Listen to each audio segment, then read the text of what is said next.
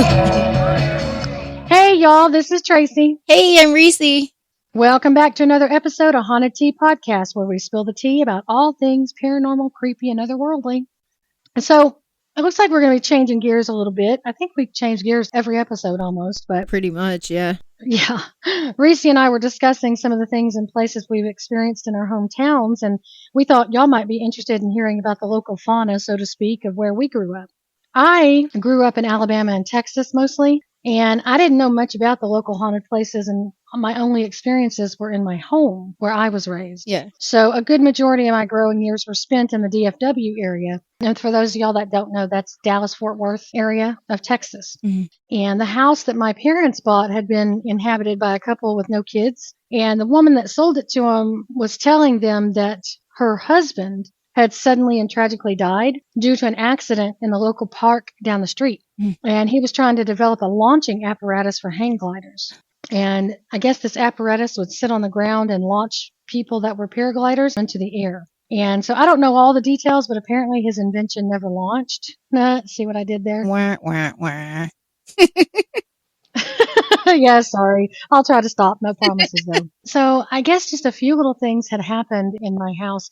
We had this one set of glasses and a tea pitcher that my mother had bought at Trader's Village in Texas. And they were clear, but they had little roses with green vines on them. Mhm. And this happened several times. We would be sitting in the living room. Now, we had 2 cats, too. So keep that in mind. But we would be sitting in the living room, and all of a sudden you would hear like a little ringing thump, and then just like a little ring of what sounded like glass. Mhm. And then you'd hear it would roll off the table and it would smash onto the floor. And the first time it happened, we all thought, well, that was probably one of the cats. Mhm. But the next few times it happened, there were no cats. We would go and check. And I mean, literally, this was a level kitchen table Yeah. that we would just hear the glass go thunk, roll, smash. And so the next few times we checked and there were no cats around. You know, it happened one time with the cats in the living room. So that was really weird. And my mother had only bought one set of those. And then the tea pitcher mysteriously cracked and broke as well. Did she buy it new, or did she get it from like a thrift store or an antique store, anything like that? Well, I was going to say, I don't really know, but I do kind of know if I think about it, because these were a very popular set of glasses and tea pitcher because I saw them everywhere. Mhm. So I'm assuming they were relatively new. Yeah. And so I always wondered, did the guy that decided to try to develop this launching thing, did he hang around? I don't know. But every single glass, as well as the pitcher, successively, one after the other, would fall and smash and just mysteriously crash onto the floor, and then they were just gone. It sounds like a ghost cat. Right? Maybe it was a ghost cat. Maybe it was Sylvester, the tulpa I accidentally created. Could have been. Ooh, that's interesting. Did I give him cat-like qualities? Oh my God. Okay, so anyway, yeah, they went through whoever thing, tulpa, ghost, whatever, went through this entire set until they were gone, and then it never happened again. So Wonder why it disliked it so much. you got to wonder, maybe they just didn't like the taste in my mother's decorating. I don't know. I don't know. But I did find some great places that did sound like lots of fun to visit. I was talking with U.S. Ghost Adventures, and they were given information on quite a few places in that area where I grew up. So I'm going to talk about next here about a list put together of Fort Worth's most haunted sites. And all of this stuff is going to be on our show notes and resources. When I spoke with them, they recommended, and I guess they go through different tour guides and tour companies in each area because they're throughout the U.S. Yeah, they're like a franchise. Yeah, the one in Fort Worth, they call themselves Cowtown Ghosts. And I'm actually thinking about going and doing this in person as well because I'm only like a 3-hour drive. Do it. But the tour, they're supposed to guide you through the most haunted parts of town, and they'll educate you on all the local legends. And I think you can book one for like $16. And then if you add in more, it costs a little bit more money. Like I think it was like 4 extra sites, locations that they'll take you to in the area. If you add like another $7, and you can rent EMF detectors from them. They'll give you ghost hunting equipment to use and take in with you. So it sounds like it would be pretty inexpensive and really affordable for people that haven't quite got up to becoming paranormal investigators, and they're not quite ready to explore on their own with their own equipment. That's really cool that they do that. Yeah. And then they say that Fort Worth is one of the country's best cities for ghost hunters. And the greater metro area, it has spirits and ghostly figures and haunted amusement parks and cemeteries. And it may not be the most well-known city when somebody thinks of the Old West, but Fort Worth has a really colorful and pretty haunted past. Fort Worth was incorporated as a city in 1874, and it started as one of the 10 forts proposed by Major General William Jenkins Worth. So that's where Fort Worth came from, the name. And it was established as an army outpost overlooking the Trinity River in 1849, but it was abandoned in 1853 after a flood hit the area. It's the 5th biggest city in the state and the 13th most populated city in the country. And I remember even as a young teenager, Trinity River flooding. Oh, wow. It was kind of a really unexpected thing. Mm-hmm. But several of the better known buildings are said to be haunted, and it's a hot spot for supernatural energy, from Thistle Hill to the Stockyards to Longhorn General Store. But the first place listed was Miss Molly's Hotel, and that was established in 1910, and it's a well-known bed and breakfast in the DFW area. However, Miss Molly's wasn't always the respectable hotel it is now. Over the last century, it has operated as a boarding house for sick children from wealthy families, and then a speakeasy called Oasis from the 20s to the 40s before becoming a high-class brothel. Okay. And today, it's a B&B teeming with supernatural energy. So Miss Molly's dead in breakfast. I guess you're going to hear lots of interesting moaning, and we're not sure where it's coming from. Right. Is it coming from the ghost or the brothel? Right.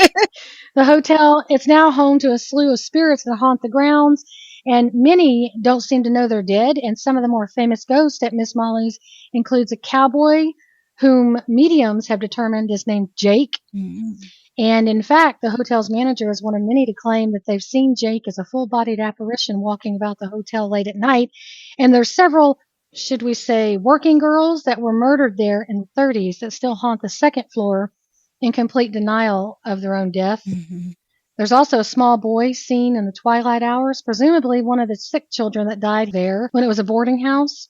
And they say travel writers reported beds being shaken in the middle of the night in room 3. And other guests have reported unexplained phenomena in the building for nearly a century. But the 7 themed rooms in the hotel, they share stories of paranormal activity, with the cattlemen's and cowboy rooms having some of the most famous sightings of apparitions. And it's interesting, too, because I was looking at some of the posts on our group, our Ghostly Gossip group, and there's at least quite a few people that are talking about the apparitions that they've seen. But they've said that visitations have occurred in the current owner's private room, numbers 8 and 9, of a young girl who was once a resident. And Miss Molly's is still open, and they say it's really suggested that you go see it. It says that Miss Molly's operated as one of the most sleazy, dangerous establishments of its time. So if you want to go slumming, but sinister behavior, lawless acts, and copious amounts of death continue to disturb the living that visit Miss Molly's. And the main takeaways were a cowboy named Jake, various working girls, a young boy, and a former madam, Josie King. I wonder what kind of attitude she has. She probably there keeping everybody else in line. Right? Cracks that whip. Hi-ya! Mm-hmm. There's the castle of Heron Bay, and there's a castle right in the middle of Texas. Not many people would maybe be aware of that, but there's an actual castle. There used to be. And it was built in 1860, and it was constructed by a groom as a gift to his bride. And records of the couple's ID have been lost over time, but the story's tragic.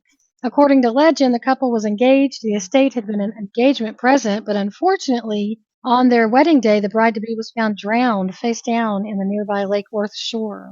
To this day, her death remains a mystery, and we don't know. Was it a suicide? Did somebody kill her? Was it an accident? What they do know is that the man married his late fiance's sister just a month or 2 later. Not long after, locals began reporting an apparition of a young woman in a wedding dress, and they claimed to have seen her running from the house and disappearing once she got to the shores of the lake. And she's apparently not the only ghost of the castle. The house was acquired in the 1920s in a high-stakes poker game, with the Whiting family promptly moving in as their patriarch won that game. But tragically, the Whiting's son committed suicide within their first year at the castle. The suicide was followed by a fire that destroyed the property and the building. What remains stood almost 150 years later, and it was eventually sold by the city to make way for the Lake Worth project, which is now boarded up, fenced off, and entirely spooky for all who pass it. Mm-hmm. It was designed to be a loving gesture, but it turned into a token of horror, and the deaths that occurred in and on the grounds, they've created a home for tortured souls. I just want to know, what kind of fiance was this that would be an engagement present? This isn't even a wedding present. This is like, congratulations, here's a castle for getting engaged. Who are these people? Yeah, so you're wondering what, like, if they were going to get engaged and he gave her a castle, what happens if she turned around and decided to leave him or something, or didn't marry him and kicked him out, or what? You know how they have push gifts and wedding gifts and all these grand gestures for big moments in life? The next big thing would be to actually get married. So if she's getting a castle for an engagement, what the hell is she going to get when they get married? An island? An entire continent? Like, what the hell? Well, I don't know. Was he already planning to marry her sister? Maybe the sister wanted to. That's what I'm thinking. And then there's the Fort Worth Stockyard Hotel, and it's 116 years old, and it's another haven for ghosts and unexplained occurrences, but it's known for its celebrity suite, and that housed legends such as Chuck Norris and Garth Brooks. Its haunted history dates back to the Roaring '20s, and the decor stays true to the hotel's roots with an Old West charm. It's got cowboy boots and hats, saddles, and artifacts on display. That sounds kind of cool. Yeah. I think they should have the saddles so you can jump up on them and ride them. Reminds me of like a Longhorn Steakhouse. Right? The notorious bank robbers Bonnie and Clyde once stayed in room 306. Ever since the faucet in that room has turned on and off of its own accord. Huh. Interesting. That suite, but now known as the Bonnie and Clyde room, has become a memorial to the infamous couple, with a .38 revolver that Bonnie owned on display alongside newspaper clippings and a surprising artifact, one of Bonnie's poems. Huh. She was a talented poet that was even published once before she and Clyde became outlaws. Her poetry is easily accessible online. There's reports of ghosts of former hotel guests on that second floor. The hotel elevator is also said to be haunted. It sometimes ascends or descends of its own accord. And women staying alone in the hotel have reportedly felt the presence of someone next to them or getting into bed with them that isn't there. Ew. TVs and radios turn on by themselves, and there's even been prank calls from within the building. But they believe most of them to be from old employee who most likely doesn't even know he's passed. Mm-hmm. Interesting. It was constructed and operated during a time when outlaws ruled the area. The debauchery that ensued left a mark on every place that encountered it, and a trail of malevolent souls left to wander their former stomping grounds. And then there's the Double Eagle Steakhouse. I got to remember to tell you about Daisy Mae's Steakhouse in Sierra Vista, Arizona. Mm-hmm. I had an experience there, but that's not my hometown. It was my hometown for a short while. But the Double Eagle Steakhouse, it was built in 1890, and it was originally a bathhouse for the upper class, and the bathhouse was located near the stockyards in the business district, now the historic district. It was a place where travelers could wash the dust and grime of the road off of themselves, and over time, that area developed a reputation for being the Hell's Half Acre, or Sin City of the late 19th, early 20th century. And it consisted of many saloons, gambling joints, brothels full of alluring women. I'm not sure I would say alluring, because they had a lot of syphilis going around. Mm-hmm. Yep. Which stuck around through the 1950s. Damn. Believe it or not. And legend has it that during the bathhouse days, there was a cowardly murder that took place. They believed a gambler won a large sum of money while playing poker one night in 1899. And after that, he came to the bathhouse and was followed by a thief. And the murderous thief found the gambler in his tub and shot him in the back of the head. That is a coward. Yeah. According to steakhouse staff, that man's been haunting the building ever since. I guess he's looking for his money. Yeah, or the person that killed him. Right. Ooh, that's interesting, because it also supposedly this man, he's frequently spotted in the kitchen just after closing by the cooks and the dishwashers. So I'm wondering, did the guy that followed him, did he find out about his winnings, and did he come from, was he a cook or a dishwasher or something in the old saloon? Or? Could have been. It could have been an employee of the bar that overheard the winnings and decided that he was going to get out of the restaurant business and start a new life somewhere else. Mm-hmm. There was another murder victim, and that one haunts the upstairs banquet halls and the bar, and I guess he shows up as a full-blown apparition in 1890s gentleman's attire. And from all accounts, he seems to be forever searching for his killer, whomever they may be, and occasionally one can even hear his footsteps. And it's long since been a fine dining establishment, but diners agree the place is haunted. There's ghosts, unexplained voices, and objects that move independently in that area. And many establishments developed in the old Western days, the Double Eagle Steakhouse was subjected to unfavorable acts and characters, known for making it a time of depravity. There were all sorts of murders and very common, and apparently there's a lot of unforgiving entities that were determined to make their presence known. And the next one they talked about was Sundance Square. And that's the Jeff Building. It used to be the Jeff Building. And this establishment at Sundance Square is now famous for its 1985 Richard Haas mural depicting a Chisholm Trail cattle drive. And it's also known for a slew of ghosts. Originally, the building housed the terminal and the ticket office of Northern Texas Traction Company, which operated as the first intercity rail line between Fort Worth and Dallas. But today it operates as a Jamba Juice, and many businesses have rented out the space over the years. But in a span of 6 years, at least 4 different restaurants occupied this space. And one of the owners of one of these occupied spaces was explaining to the local newspaper that ghosts are running the Sundance Square. Among the spirits that haunt this place is a woman in mirrors, frightening guests as she appears behind him in the mirror but's gone when they turn around. There's a small boy that's said to push a ball around on the 3rd floor late at night. That one would spook me, for sure. Yeah. Workers, they experience the typical signs of haunting, like freezing spots where there's no drafts, mysterious footsteps, and the lights will flicker on and off. And in addition to apparitions, the building has other supernatural attributes. Allegedly, when it was known as the Jeff Building, a wealthy woman wanted to buy and live there, and she was really fond of the view from an upper floor window, and the owner assured her the windows had been boarded up for some time. So the woman insisted they go upstairs to the floor and corner she was referring to, believing the owner needed clarification. And they did. Sure enough, there were no windows in that part of the building, and the woman was convinced she had experienced something supernatural.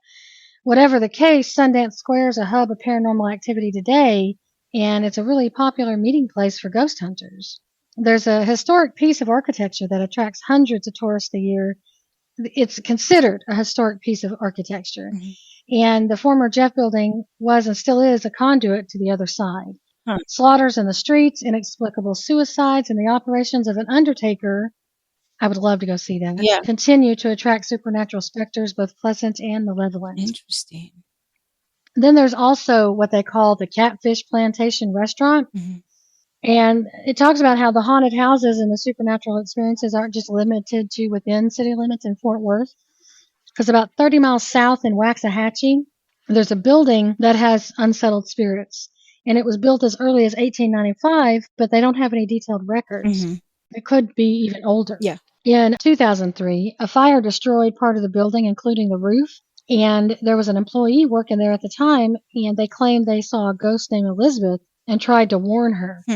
And she told the employee to check the attic as something was very wrong. The owners at the time paid no heed to the phantom warning, but according to current co-owner Sean Sparks, 3 days later, Oh, the irony. How ironic. 3 days later, an electrical fire started in the attic. The ghost in question, they think, is the spirit of Elizabeth Richards, who died in the dining room of old age around the turn of the 20th century and appeared in a wedding dress, sometimes accompanied by the smell of roses. She's joined, Sparks says, by the ghost of Caroline Jenkins, who died in the house of natural causes in the early 1970s, and Will Byers, who died in the 1940s of pneumonia. Recently, an additional ghost was discovered at the Catfish Plantation Restaurant. An apparition supposedly spoke to paranormal investigators through a piece of equipment they had, and she said her name was Lola Roller. What an interesting name. Yeah. And then they did some research, and they uncovered a woman by that name was murdered about 3 blocks north of the restaurant in the 1930s. Oh, shit. But with the building already housing several spirits, Lola decided to move in and enjoy some company, I guess. Yeah. But in its previous life, the Catfish Plantation Restaurant was the former home of several residents that still inhabit it. From the murder of a jilted lover to those that passed away in their former home, the building's known for its permanent ghostly residents. And then there's Six Flags over Texas. I actually worked there. Really? Yeah, when I was young, I ran one of the lemonade stands. Okay. I don't know if anybody that listens to us knows who the Von Erichs were. They were pretty famous wrestlers during that time. Mm-mm.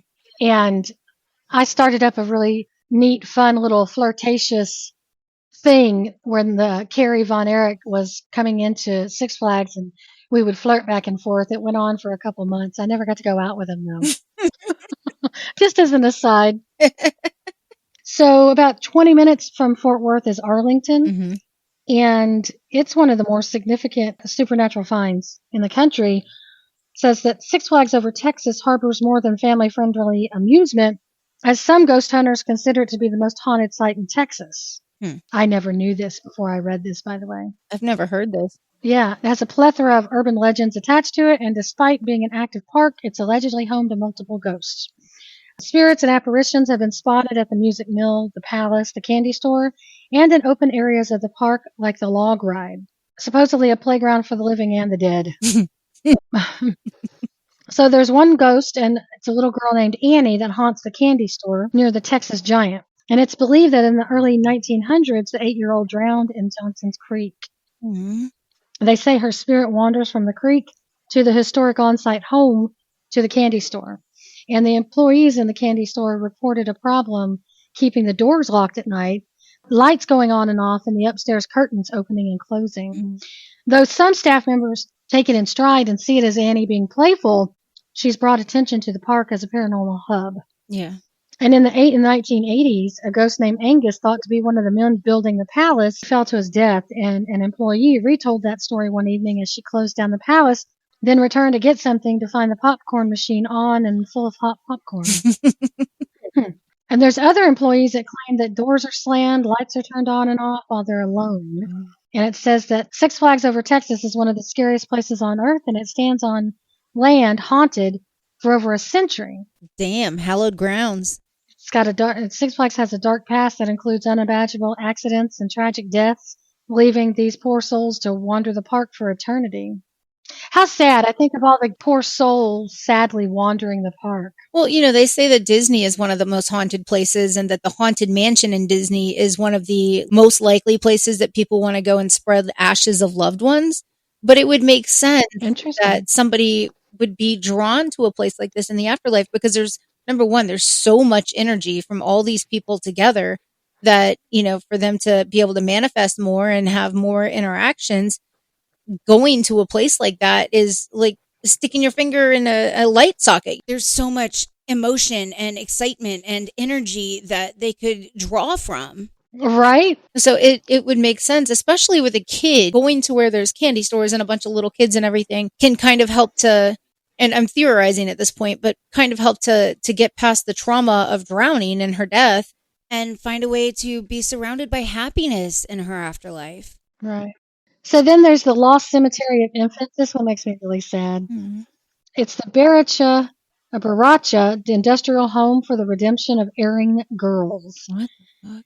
And it's another Arlington location, and probably the creepiest of all. So in the 19th century, society shunned single mothers and treated them like dirt. Mm-hmm. And Reverend James Tony Upchurch responded by creating the Baracha Industrial Home for the Redemption and Protection of Erring Girls. Mm.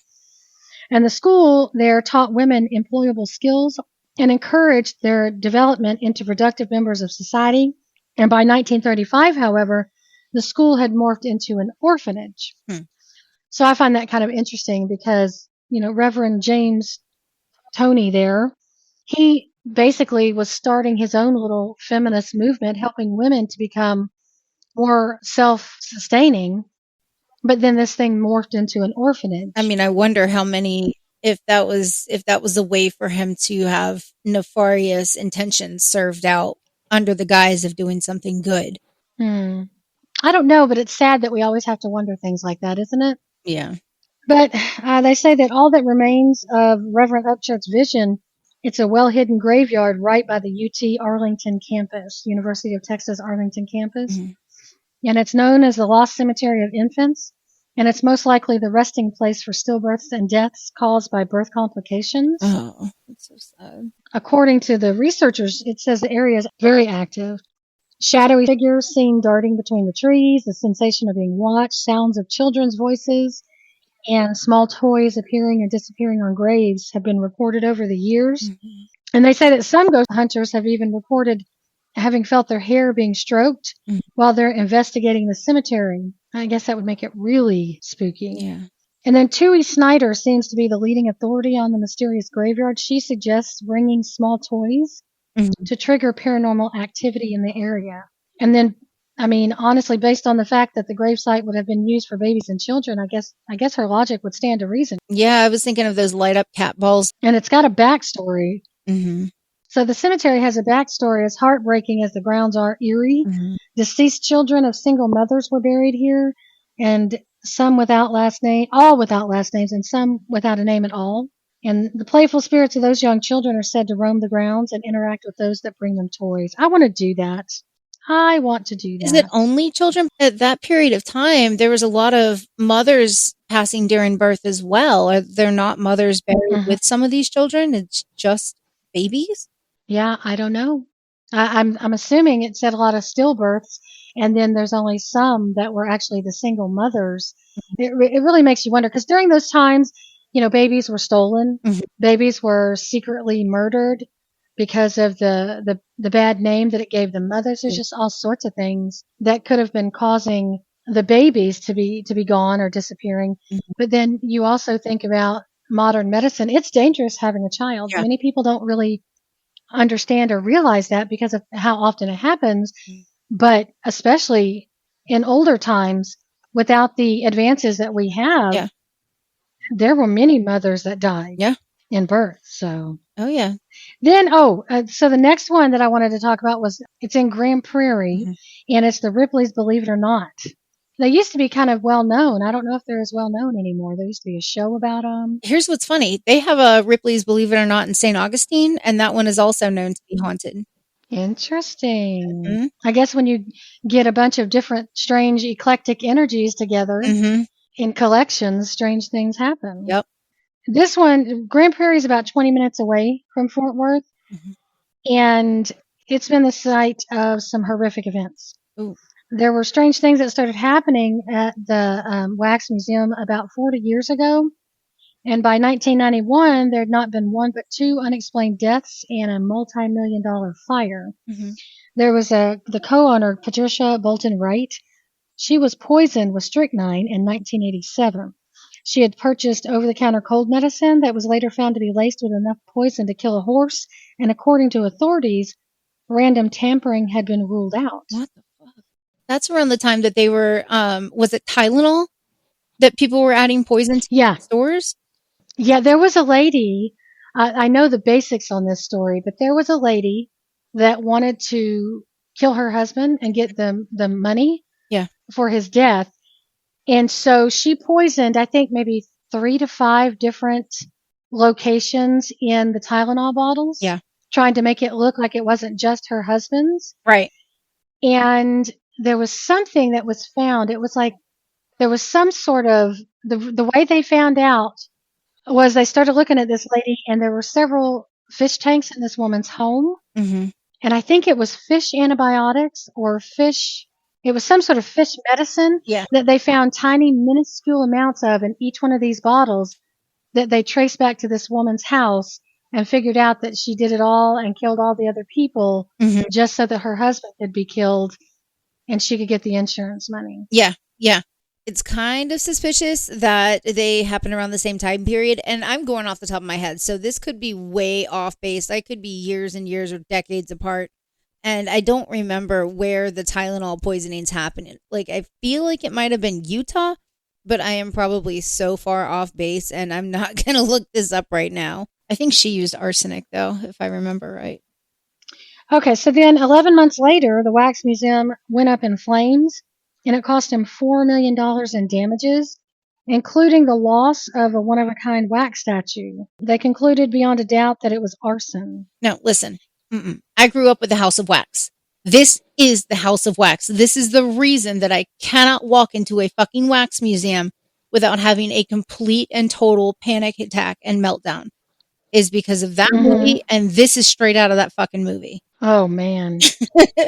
This is literally the basis of every one of my childhood phobias and childhood fears and childhood nightmares, all culminating in this one instance. Like, that is the foundation of the phobia that I have today. So many things come to mind. God, I hate it. Like, I've got chills just Uh, talking about this. Okay. so a year after the fire, Wright's husband and sister hired private investigators to look into both tragedies. And while investigating Wright's death, investigators discovered another mysterious death. Wright's secretary, Lorianne Phillips Williams, was a 23-year-old aspiring model who checked into a hospital with abdominal pains, and that was in 1984. When doctors removed her appendix, they found it was healthy, and she died days later, according to autopsy reports. She died from viral pneumonia. So the private investigator, William Deere, had his doubts and had the body exhumed for toxicology tests. He theorized that Williams was murdered in an attempt to scare Wright into doing something she didn't do, leading to her own murder. So speculation over who would be after Mrs. Wright and why has been rampant for years. Maybe she was in deep with the mob or loan sharks. Maybe a competitor was set on shutting her down. We'll never really know. But what we do know is the building has seen some really bad stuff. Mm-hmm. And it's one of the creepiest places in the Fort Worth area. And it's haunted. The spirits of the murdered and home to wax sculptures, Reeci's favorite. And it's a must-see for ghost hunters and tourists. And it's hard to believe that reality can be any stranger than the figures and exhibits that occupy Ripley's Believe It or Not, yet the events that transpired and claimed the lives of a co-owner and employee still have investigators scratching their heads. I guess they're definitely cold cases. Yeah. My favorite place to find out about in Fort Worth that's haunted is the Fort Worth Zoo. Ooh. And it's the oldest running zoo in Texas. And it was founded in 1909 with one lion, 2 bear cubs, an alligator, a coyote, a peacock, and a few rabbits. Mm-hmm. And a partridge in a pear tree. Sorry. Today, it operates as a nationally ranked facility, and it houses more than 7,000 native and exotic animals. And I volunteered, by the way. My very first experience of ever having to force feed a reptile was an 8-foot reticulated python at the Fort Worth Zoo many years ago, just as another aside. But it's one of the 5 locations in the world to shelter 2 of the 5 rhino species in captivity, the black and the greater one-horned Asian rhinos. And it's also the location that houses at least 2 different ghosts. One's believed to be a former elephant trainer that tragically met his end while attempting to move a particularly territorial bull from one pen to another. And that occurred in 1987. Since then, staff members and guests see the ghost of a man walking near the elephant and zebra areas of the zoo, just as the elephant trainer used to do as he made his rounds. And I guess the other zoo-bound spirit is a woman dressed in 19th century clothing, and she carries a parasol, and that's an umbrella, if nobody knows what a parasol is. And she paces back and forth in front of the zoo's cafe until someone notices her, and then once she's spotted, she seems to get embarrassed and run away. She must be like me. She's a Leo Virgo. She wants to be spotted, but then she doesn't want to be made too much of a fuss over, so she runs away. The century-old zoos collected multiple lost souls. Visitors get a double dose of entertainment, spotting the exotic animals and the friendly phantoms. But when someone's really passionate about what they do, I guess leaving it behind becomes like a near impossibility. Yeah. Well, that's going to be what happens to me when I get killed with my hippopotamuses that I will eventually have. I'm going to be haunting their exhibit, and everybody knows what happened. Girl, I am telling you, if you get some freaking hippopotamuses, I am coming to your house, and I'm probably going to be dying with you. So we'll haunt some shit together. Yep. That's what's going to happen. We just have to haunt them enough to know that they know that we're happy with how we passed. Right? They're going to know that we were happy. Petting something we shouldn't be. Yep. Reeci, you grew up in Jacksonville, Florida, right? Yeah. So I was in Jacksonville. I was born and raised there, lived there for most of my life. I kind of bounced around in my late teens, 20s, and went a bunch of other places, but Jacksonville was home. And when I was in high school, I've talked about this before, I went to a high school of the arts and I was a writing major. And this was, I think my graduating class celebrated 20 years last year. Wow. So it's been a minute. But even back then, I was interested in the paranormal and I'd already had several paranormal experiences. And honestly, part of that interest probably stemmed from when I was a really, really little kid. Every time we'd drive past the cemetery, my dad would be like, hold your breath so you don't suck up any ghosts. Man, that must have sucked. Hell nah. Wah, wah, wah, wah, wah.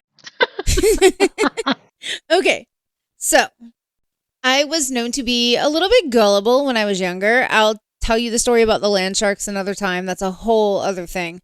But he told this to my cousins when we had gone on a family vacation with cousins and aunt and uncle and grandparents. And we went to this cabin in North Carolina, and there were a bunch of little teeny tiny family graveyard plots throughout the area. Mm-hmm. And so we had cousins with us, and he'd tell them the same thing. Make sure you hold your breath when you pass so that you don't suck up any ghosts and bring them home. And from my understanding, my cousins continued to do that until they were well into their teen years. That's hilarious. Too bad y'all didn't all train as synchronous swimmers or diving for pearls or something. Something you had to hold your breath for. Oh, we would have killed it. So I went to this high school that was nationally renowned. And one year in my journalism class, sometime around Halloween, I was doing this article on haunted places in Jacksonville. And in all honesty, I chose that subject as an excuse to go ghost hunting. But I wasn't old enough to have a driver's license or a car or anything. So I spent weeks before Halloween having my parents and my friends and even my grandma drive me all over town to check out all these haunted places that I'd learned about. I may have convinced my parents into doing some breaking and entering in some of these locations. I may still have some pictures of them doing this. And they listen to our podcast, so my dad's probably going to have something to say about this.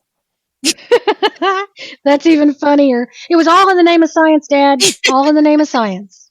My dad, like when I was younger, my dad was my number one ghost hunting buddy. And so we gave no fucks whatsoever about breaking and entering if it meant that we might get evidence of a ghost. That's great. So I know that a lot of our listeners are friends of mine and they've actually lived in or around Jacksonville either now or in the past.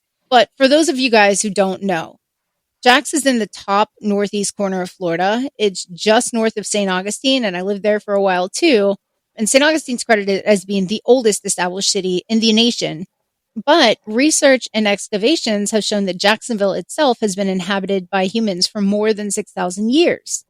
The Timucuan Indians lived in the area beginning around 500 BC, maybe even earlier than that, but there were no written records or oral history. So most of what we know about them was based on artifacts and the history from the European settlers. And we all know that we can't exactly consider them as reliable narrators. This region was considered an ideal place to live because it's got the Atlantic Ocean on one side, it's got the St. Johns River coming up through it, and they intersect, which was preferred for protected ports and still is to this day. There's a Navy base. Actually, there's a couple Navy bases there. So here's a very, very brief, very quick historical rundown of the timeline just from the last couple centuries. And obviously, this isn't anywhere near all inclusive. I don't think we'd have time for that. All inclusive. No, that would span multiple episodes or need a podcast all of its own. So 1513, Juan Ponce de Leon arrived somewhere in the northeast Florida coast. He's the one Fountain of Youth guy. He named it La Florida, literally the flowers. And before they arrived, it was strictly various native settlements and tribes. 1564, the French decided to come bulldoze in. They built Fort Caroline along the banks of the St. Johns River in Jacksonville. Back then, it was known as the River of May. Very small parts of Fort Caroline are still standing, but not much, as it was destroyed by the Spanish during parts of their reign of terror in 1565. And I've been to some of the existing areas of Fort Caroline, and what's there is creepy as fuck. What's creepy about it? There's a battery. You have to walk through like these foresty paths. I remember a friend of mine took me out there one time, and it was so dark, and it was before cell phones had, well, it was before cell phones, period. So if you didn't have a flashlight, you were screwed. And we're walking out there and we're using lighters, and then he was smashing fireflies and squishing them on his shirt so that we could see him. And we're still getting lost. Oh my God. We're walking down these little paths. There's little 2 tombstones here, 3 tombstones there of these little family plots and everything. And there was it was either an armory or a battery or something, and it was in somebody's yard that we had to trespass on to get to it. And it was called the dungeon because a lot of like goth kids would go down there and party. But it was just like, you walk in there and you feel like somebody's squeezing you. It was really dark energy. And I don't know if it was left over from the war or if it was just people going in there and partying and bringing in all this negative energy that's just kind of encompassing. Right. Isn't it ironic that you're talking about people that came in to party and how partying is seen as some great fun thing to do, but it's usually involving dark energy? Mm-hmm. Oh, it was fun when we were a teenager, but that's still, that place made me feel really uneasy. I just found that interesting and ironic that you were comparing the two that way. Mm-hmm. Yeah. So 1763, at the end of the 7 Years' War in Europe, Spain decided that they would give control of this territory that spanned the majority of Florida to the British because they wanted to keep the city of Havana, Cuba, which at the time they felt was more important to them than their New World empire. So when the Spanish vacated the area, they took the few remaining Timucuan Indians with them. In 1791, the first European settlement is established near what's now downtown Jacksonville. Downtown Jacksonville is also built along the banks of the St. Johns, though further away than Fort Caroline was, and it's closer to the jetties, which is where the river and the Atlantic Ocean intersect. 1822, the area, previously known as Calford because it's where farmers would cross their cattle, is renamed Jacksonville after Andrew Jackson. If you didn't do so well in history as a kid, Andrew Jackson was a lawyer and a politician. He was a U.S. Army general that held seats in both houses in the U.S. Congress, and he eventually became the 7th U.S. president. You probably know him best as seeing his face on the American $20 bill. Also, during the Civil War, Jacksonville was occupied by Union troops 4 different times and played a major role in the Union blockading the Confederacy, though I'm not entirely sure what the dates for all of these occupations were. In 1832, a charter was approved by the Florida Legislative Council to form a town government. In 1900, Jacksonville is noted as being Florida's largest city. And in 1901, a spark from a small wood-burning cook stove ignited some Spanish moss laid out to dry at the Cleveland Fiber Company. And within a span of just 8 hours, what later became known as the Great Fire of 1901 destroys 146 city blocks of Jacksonville's urban core and demolished 2,368 structures. Thankfully, only 7 people were killed, but over 10,000 were left homeless. In the decade that followed this, the population of Jacksonville increased by 103%. That's interesting. Yeah, it was like fire, and it was around the same time as the Chicago fire. I don't remember exactly off the top of my head when the Great Chicago Fire was from the cow kicking over the bucket, but it was around the same time period. So in 1917, 1918 is when the Spanish flu started to come through. There was also a tuberculosis outbreak, but the Spanish flu swept through Jacksonville in around October of 1918 and killed 400 people in Jacksonville alone. If we were equating this to today's numbers, that would have been 10 times that. So it would have killed 4,000. Nearly 1/3 of the residents at that time contracted the disease, and many of the hospitals and other buildings in the area were converted to wings specifically dedicated to caring for those people. It seems like the huge increase of numbers of births and population that were going on in that area were naturally mitigated or naturally balanced by the Spanish flu coming in and decimating those numbers. And I just wonder, to look at all the numbers nationally and to see if there was the same kind of balance going on. I mean, if you look at the balance and to look at what nature a lot of times does. Yeah. You know, the tides go out, the tides come in, and it just naturally occurs like that. And if I remember correctly, looking at pictures and reading, the citizens were required to wear masks back then during the pandemic, and people got into way more trouble for not wearing them at the time They were called mask slackers. Hmm. And their masks were made of gauze and cheesecloth, so not real sure how effective that would have been anyway. But they didn't have the antivirals and anti-inflammatory meds we do, so Yeah, I didn't even know that there were mask requirements back then. yeah, and apparently it was required social distancing, Hmm. um, self-isolation. All of those measures were taken into account. Oh, how history repeats itself. Hmm. So by the 1920s and 30s, Jacksonville was so well known that it became what's considered the first Hollywood. Ton of early movies were filmed there. I know Creature from the Black Lagoon was one of them. It was coined the winter film capital of the world because it kind of balanced out the cold winter New York City months. And in several parts of Hmm. Jacksonville, several neighborhoods, several houses still exist that boast these opulent homes that famous movie stars and producers once lived in. Hmm. So when I was growing up there, Jacksonville was always said to be the biggest small town in the US. It has the largest landmass in the continental US, and it's kind of subdivided into different neighborhoods or communities by there's like 7 major bridges in Jacksonville that cross the St. Johns. The 2023 census put it at 1,330,000 people. And the crime rates there are the biggest reason that we personally decided to pack our family and animals up and get the fuck out of Dodge, because it's only safer than 8% of all major cities in the United States. That's pretty Wow. scary. But with all the crime and death in history, no wonder it's haunted to AF. All that energy, yeah. Mm-hmm. So my all-time favorite haunted Jacksonville story involves the old St. Luke's Hospital. They opened their doors in 1878. They were originally 3 buildings, and they hosted thousands of victims of the Spanish flu epidemic, along with tuberculosis, yellow fever patients.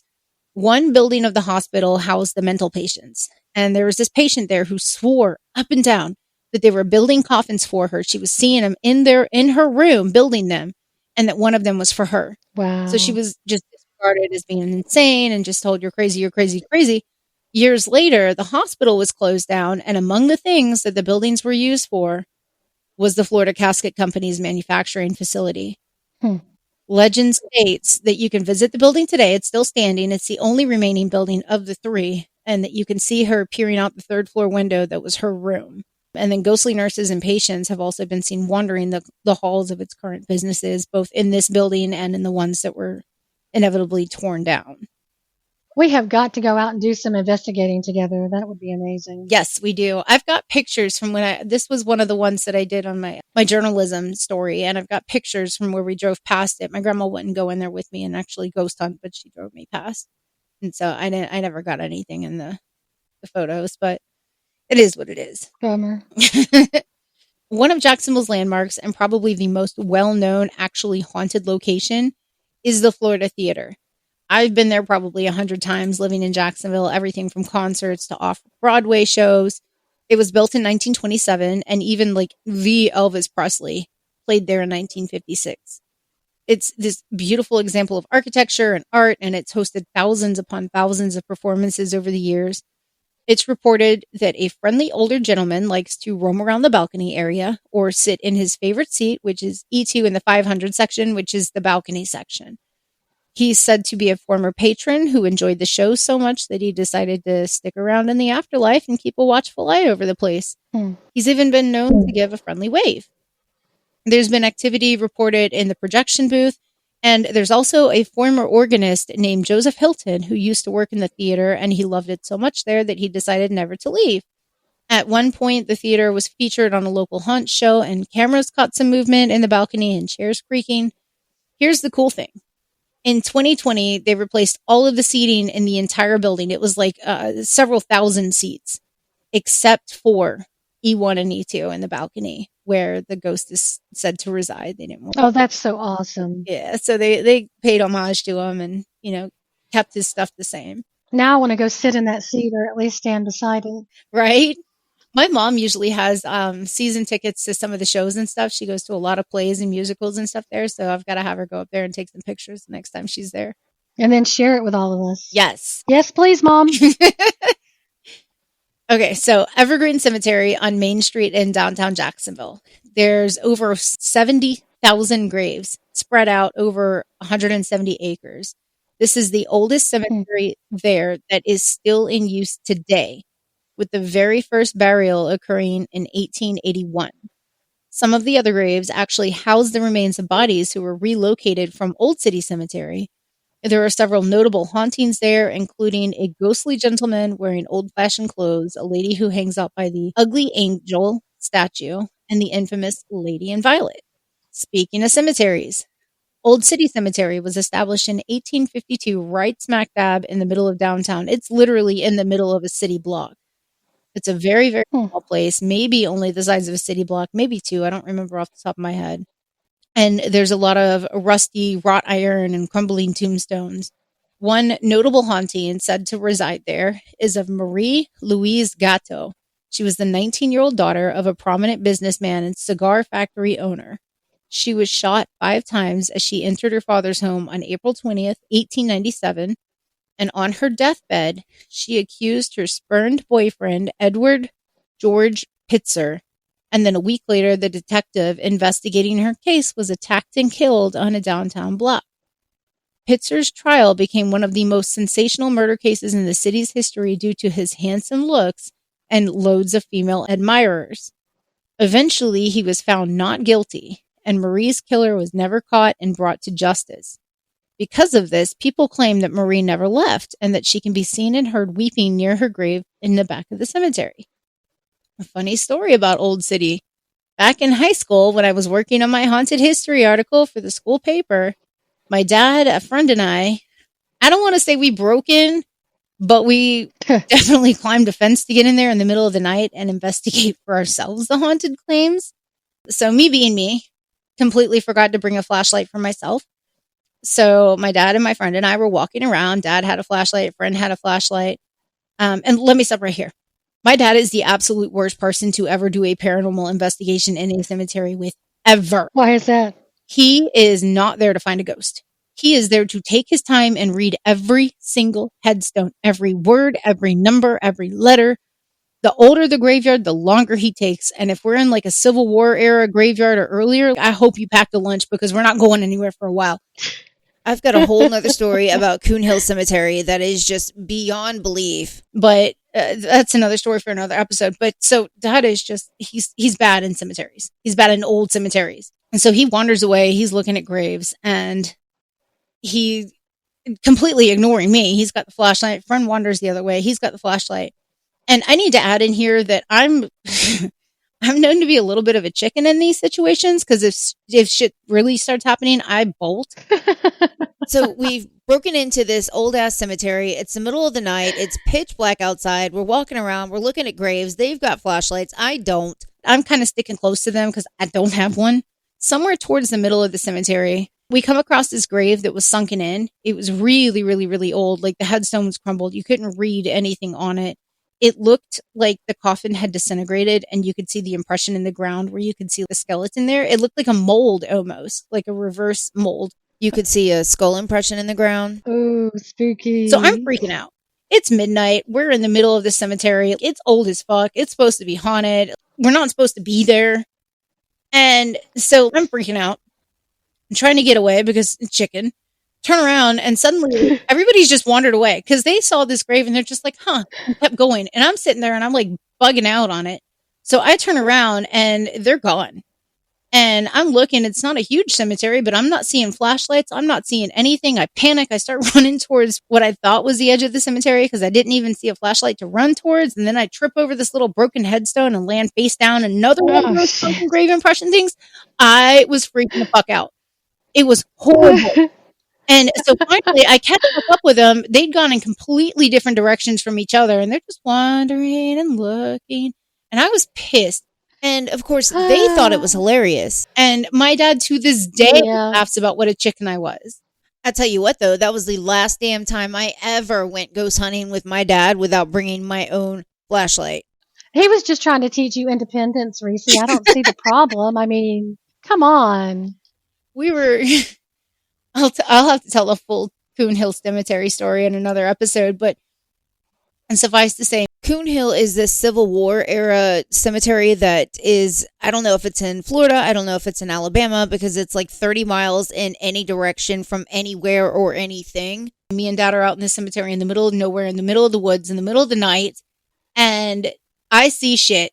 And Dad's like way back in the back of that back corner of the cemetery, acres and acres and acres away. Like nobody can hear me yelling. So I've got my flashlight. I had my flashlight at Coon Hill, and I'm trying to like Morse code him with the light. And still to this day, I don't know if he was just oblivious or if he was deliberately ignoring me because he knew I was going to chicken out and want to go home immediately. So I turned around and I ran out the gates. And hours later, he comes back out to the car and he's like, "What are you doing?" I was like, "I've been sitting out here waiting on you. I ain't going back in there." So after the trauma at Old City and then at Coon Hill, I don't go to haunted cemeteries with my dad anymore. There's a lot of haunted cemetery related trauma from my formative years to unpack here. Okay, so we have Old St. Andrew's Church in downtown Jacksonville. It was built in 1887 as a Gothic revival church. At one point, it had fallen into such disrepair that it was in danger of being demolished. But thankfully, the Jacksonville Historical Society and the Weaver Foundation both stepped in together and were able to get it on the historical registry to renovate it and save it. Oh, cool. Multiple paranormal investigations have noted EVPs and disembodied voices that can be heard with the naked ear, basically, without the use of any equipment. Strange lights have been noticed. Even sometimes feeling like a hand is being pressed into the small of your back, like you're being guided. And since being renovated, it's currently rented out for use in weddings and parties and meetings and alumni and sports gatherings, things like that. So it's still active. The American Red Cross Lifeguard Station #1. Now, I've spent my entire life living in Jacksonville, and I never heard about this place being haunted, but it's also Jacksonville Beach, which is not the part of Jacksonville I was in. I live 45 minutes from the beach, but I might as well have lived hours away because I never went. So this was out at the beaches, but it's said to be one of the most haunted places in Northeast Florida. Now, here's what's really weird. Jacksonville is literally a hop, skip, and a jump from St. Augustine, which is well known for being one of the most haunted cities in America with the fort and the lighthouse and the oldest schoolhouse. And the fact that I never even heard about this lifeguard station being haunted until we started on this episode blows my mind.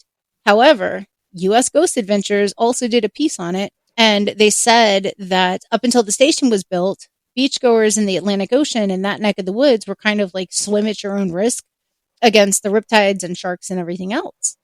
So when the station was built, it was almost treated as a hospital of sorts for victims of drowning.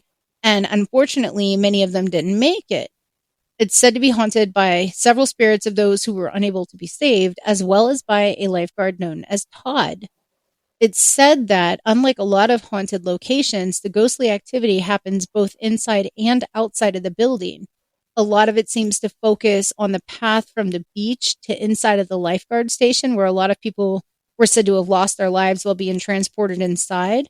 There's also rumors that there was a lot of negative things that happened inside those walls besides death, like women being raped by lifeguards. And at one point, it was also used as a type of makeshift hotel or hostel that a lot of sketchy shit happened at. And there's one thing that we know by now, it's that a lot of negative energy and activity can build up in a place and draw in negative entities. So it said that unexplained shadows have been caught on camera, weird flashing lights, EVPs, and a general sense of unease is just a small amount of the paranormal evidence caught. I really wish we had more time for this episode because there's so much. Me too. Jacksonville isn't really known for being haunted. It's not on a lot of radars or maps. People aren't going there specifically to ghost hunt like they do Savannah or Charleston. But the majority of downtown is very definitely haunted. There's the old Barnett Bank to the Roosevelt Hotel. The place is absolutely steeped in murder and betrayal and jilted lovers. There's a little river off of the St. John's called the Ortega River. It's just this little like tributary side river type thing. And we used to take our boat out there and go fishing in some of the little holes out there, feed the manatees, that kind of shit.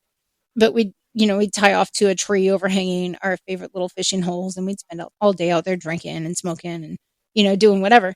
But the Ortega River was also reputedly a part of Blackbeard the pirate's escape route away from the Spanish while they were pursuing him north along the Atlantic coast. Legend says that he dipped into the Ortega and offloaded some of his treasure and other things weighing the ships down so that they could lighten them up and get ahead of them more. And supposedly his plan was to loop back around past the Spanish, come back through, grab all his shit, and then go back south or to Cuba or wherever he was going. But he was captured and never made it back. This was hundreds of years ago. So what and where the Ortega is now could be completely different from where he was when he was going through there in his big boats and dumping everything. But every time we went out there, I always dreamed of just stumbling across all his buried treasure. You know, seeing Wouldn't like that be amazing if we go out and start investigating some stuff? We'll have to go out there and just for fun, yeah, take some metal detectors. It's probably, can you imagine? I keep thinking, okay, it's probably so deep buried that there's no way. But can you imagine if the Earth was slowly bringing it up and we could easily find it with a metal detector? That would be so amazing. well, and it's funny because like some of the fishing holes in the Ortega are like 30 feet deep. And then it's 4 to 6 feet in some places. But I feel like because it was so far away and there's hurricanes and everything else, that what could have been the shore that he buried his treasure in could be somebody's backyard at some point. So who's to say somebody's not going to put a hole in and get like these pirate treasure chests? I want to see that story play out. Right. So speaking of the Ortega River, there's a house in the Ortega neighborhood, which is off the, you guessed it, Ortega River, and it's infamously known as the Gangster House. Legend says that the mobster Machine Gun Kelly and his wife rented this house back in 1933 while they were on the run from the law. It was after they killed all those people, but before they got caught, they were like on the run and in hiding. Speculation and rumors state that there was a secret tunnel that went from behind the house and under the Ortega River to downtown that was close to a major highway, was an escape route. And some credible witness evidence states that they were recognized, and hours before the law was able to get their hands on them, they bought a brand new Cadillac for cash from a dealership, and they went through the tunnels and were able to escape that time. They did wind up getting caught, but it was not in Jacksonville. No tunnels or buried treasure has ever actually been found reportedly, but that house isn't far from where I grew up, and I've heard the stories about it my entire life, and I personally choose to believe that it's true. So the Machine Gun Kelly tunnels may or may not have some kind of basis in truth, but the fact that there is almost an entire tunnel system under the majority of downtown Jacksonville is absolutely true. Back in the early 1900s, the Barnett Bank came up with this version of a real-life ATM. They had this teller in this lockbox thing that was connected to their vaults, and every day they would pop up out of the sidewalk and be raised to street level so that passersby could conduct their banking businesses while they were walking around and doing their daily activities. Wow. The visual from that's really cool. Yeah, there's pictures of it. It's so cool. It was so innovative for the time too. And the other tunnels under Jacksonville were in part of an even bigger banking system so that they could safely transfer cash from one institution to another. And there were 3 big banks at the time in Jacksonville. They all kept their cash in underground vaults, as well as the lock boxes for some of the wealthiest residents in town. And a lot of those vaults and lock boxes still have not been opened to this day, over 100 years later. I know for a fact that there is one vault that they have not been able to open. And for some reason, they're not willing to just blow it up. They're actually trying to get in there and they haven't been able to yet. That's fascinating. There are also a ton of pedestrian tunnels that run from the Amtrak station to various parts of downtown. And my favorite, many of those tunnels were often used to access the brothels in the red light district further away from the train tracks. So they had to stop and get a little cash and then go head on over to Miss Molly's. Yep. And they're going to go underground so that nobody could see them and judge them. There's also legends that there are tunnels that lead from the basement underneath School 4, also known as the Devil School. And I want to say for my Jacksonville people listening, or anybody that knows of Annie Little or School 4, I am purposely not including this school in this episode, even though it's probably the most well-known haunted location in Jacksonville, because at one point or another, we will have to devote an episode to School 4 in and of itself. It's just too much. But the legend is that there's a basement under School 4. The basement is not the legend. The basement is absolutely real. I have been in there myself. I have the pictures to prove it. The legend is that from the basement, you can access these tunnels that are now reportedly completely collapsed or flooded, and these tunnels will take you all the way to the Cummer Art Museum, which is in a different part of that neighborhood, that community from where the school is, and from there take you all the way downtown. Miles and miles and miles of tunnels is reportedly there. So the passenger tunnels are said to be haunted with ghostly footsteps, crying, screaming, moaning. I couldn't find any actual evidence of crimes, but I'd imagine these secluded tunnels were the places of murders and rapes and other heinous crimes, so it would make sense. It would. Yeah. Years and years and years ago, I had a conversation with a local historian, and it's always stuck with me. Remember the Timucuan Indians that I talked about earlier? Yes. So they'd been in the Northeast Florida area for thousands and thousands and thousands of years. They were this entire civilization with their own language and customs and trade and barter system, the works.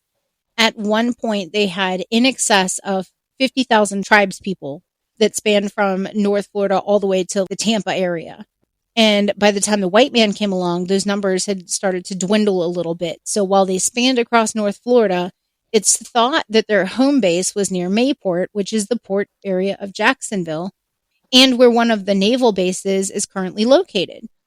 The thing is, one thing that was important to the Timucuans was the way they buried their dead.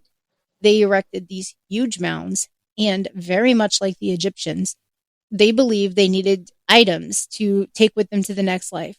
Food, items that were close to what they did in life or preferred in life or their jobs in life. So a boat builder was found with tools to build boats. Warriors were sometimes buried with the skulls of the enemies that they'd killed. Archaeologists were able to excavate down to the bottom of one of these mounds, and they found the remains of a ceremonial fire that was burned to purify the space before using it for their dead, and it carbon dated back to 600 BC. So they've been around for a long time. Definitely. I could not find the article that I was looking for specifically, but there are several of these mounds that have been discovered in and of the Jacksonville area, one notably being near the banks of the river in the downtown area. And within these mounds, they would have a lot of trade items, but also like a lot of kitchen items. So things that they would throw out their kitchen doors. When they began developing downtown in the 1800s, the top portions of these mounds were flattened. And they took the oyster and the coquina shells that were in the mounds with their buried dead, and they used them to help pave the roads. They also used them to help build some of the original buildings in downtown Jacksonville. So not only was downtown Jacksonville built partially on an ancient burial mound, it was also built of that burial mound. Yeah, that's not maybe such a good idea, honestly. The movie Poltergeist comes to mind, which was also based on a true story very similar to this. And they wonder why so many of these businesses and apartments downtown are fucking haunted. These early Jacksonville developers were also famous for not fully relocating graves and bodies from the burial mounds when they were building new constructions. I remember only 15, 20 years ago, they had to go under one of these big skyscraper buildings downtown for something or other, and they found 5 bodies that were supposed to have been moved when construction had begun. When they were moving Old City Cemetery, they didn't pull up all the bodies. And what's in Old City Cemetery, that one city block today, was not the entirety of it back then. They, kind of consolidated it into the little square that it's at. And a lot of the other bodies, they'd relocate. Some of them, they didn't care. There was some guy just checking a sheet, just said, yeah, I moved 10 bodies today, and it might have moved 1. So either the workers were lazy or something, but at least half or more of the old buildings downtown have bodies in or under their footings.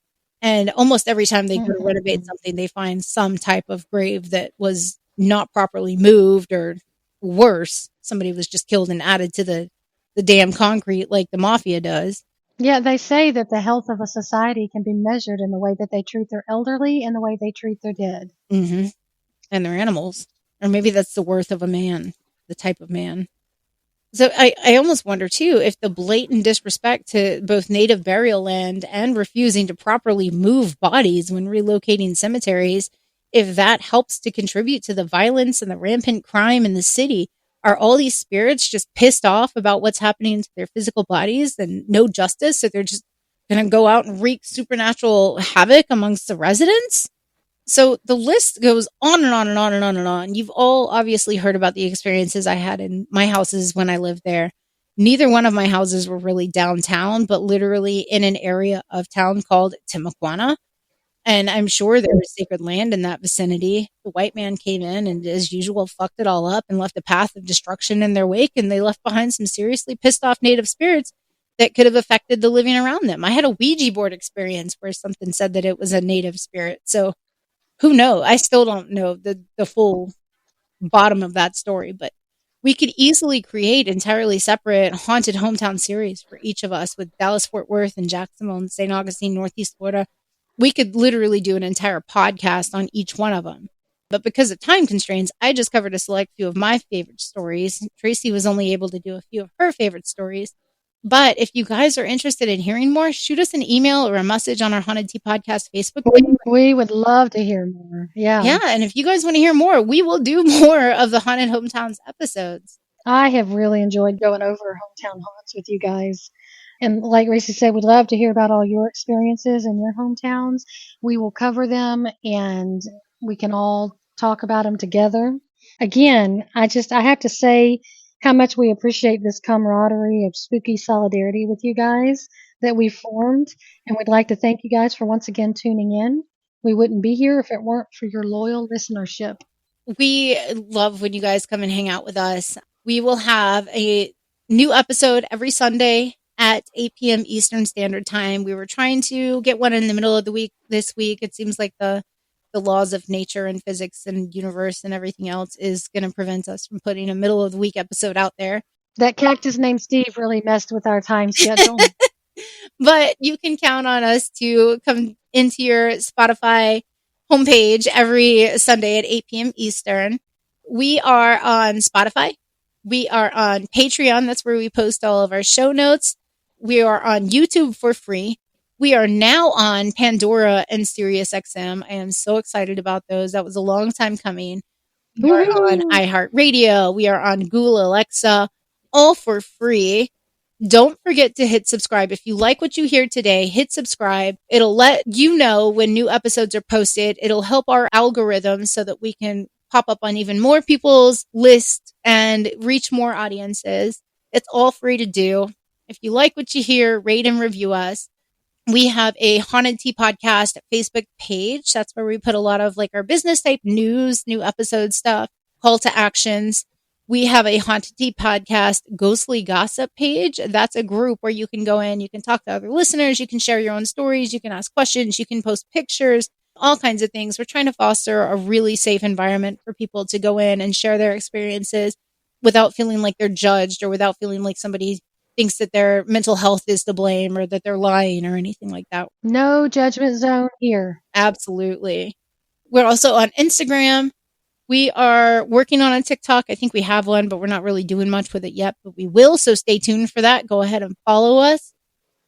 And if you have stories of your own, if you have a subject that you want us to cover, any experiences, whether they're spooky or paranormal or creepy or cryptid or you don't know what the fuck it was, email it to us.